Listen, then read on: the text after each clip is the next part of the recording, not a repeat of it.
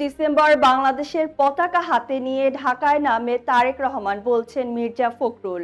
বিএনপির ভারপ্রাপ্ত চেয়ারম্যান তারেক রহমান আগামী 25 ডিসেম্বর বাংলাদেশের পতাকা হাতে নিয়ে ঢাকার মাটিতে নামবেন বলে জানিয়েছেন দলটির মহাসচিব মির্জা ফখরুল ইসলাম আলমগীর। রাজধানীর ইঞ্জিনিয়ার্স ইনস্টিটিউট মিলনায়তনে বিএনপি আয়োজিত বিজয় দিবসের আলোচনা সভায় তিনি কথা বলেন। সভায় প্রধান অতিথি হিসাবে ভার্চুয়ালি যুক্ত ছিলেন তারেক রহমান। আলোচনা সভার শুরুতে বিএনপি চেয়ারপারসন খালেদা জিয়ার আশু আরোগ্য কামনার বিশেষ মোনাজাত করা হয়। মির্জা ফখরুল বলেন, 2002 সালে চীন সফরের একটি স্মৃতি তার এখনো মনে আছে। সে সময় খালেদা জিয়া চীনের প্রধানমন্ত্রীকে তারেক রহমানের পরিচয় করিয়ে দিয়ে বলেছিলেন, হি ইজ মাই সান।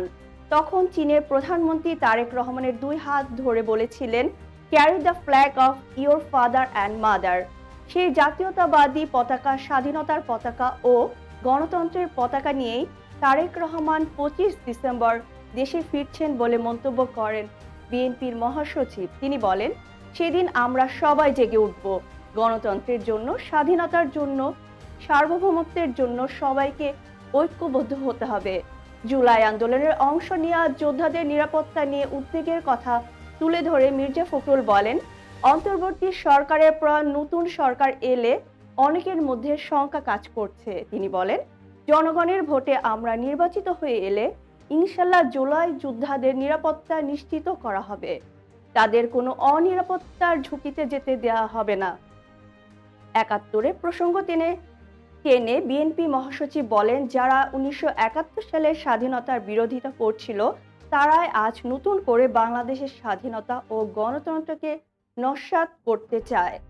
তিনি বলেন, আসন্ন নির্বাচনে সিদ্ধান্ত হবে দেশ উদার গণতান্ত্রিক পথে এগোবে নাকি পশ্চাৎপদতার দিকে যাবে। শরীফ ওসমান হাদির উপর হামলার প্রসঙ্গে মির্জা ফখরুল বলেন, আমাদের বন্ধু, সহকর্মী ও সন্তান হাদির উপর আক্রমণের তীব্র নিন্দা জানিয়েছি।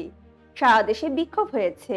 আমরা অবিলম্বে হত্যাকারীদের গ্রেফতারের আহ্বান জানিয়েছি। তিনি বলেন, হামলাকারী হিসাবে যাকে চিহ্নিত করা হয়েছে তিনি আওয়ামী লীগের সম্পৃক্ত একজন সন্ত্রাসী। মির্জা ফখরুল ইসলাম আলমগীরের সভাপতিত্বে এবং প্রচার সম্পাদক সুলতান সালাউদ্দিন টুকুর সঞ্চালনায় অনুষ্ঠিত আলোচনা সভায় বিএনপির স্থায়ী কমিটির সদস্য আব্দুল মঈন খান, নজরুল ইসলাম খান, সালাউদ্দিন আহমেদ, হাফিজ উদ্দিন আহমদ, চেয়ারপারসনের উপদেষ্টা কাউন্সিলের সদস্য আব্দুস সালাম, ঢাকা বিশ্ববিদ্যালয়ের সাবেক উপাচার্য অধ্যাপক আনোয়ার উল্লাহ চৌধুরী, যুব দলের নুরুল ইসলাম নয়ন, স্বেচ্ছাসেবক দলের রাজীব আহসান সহ দলের বিভিন্ন পর্যায়ের নেতারা বক্তব্য দেন।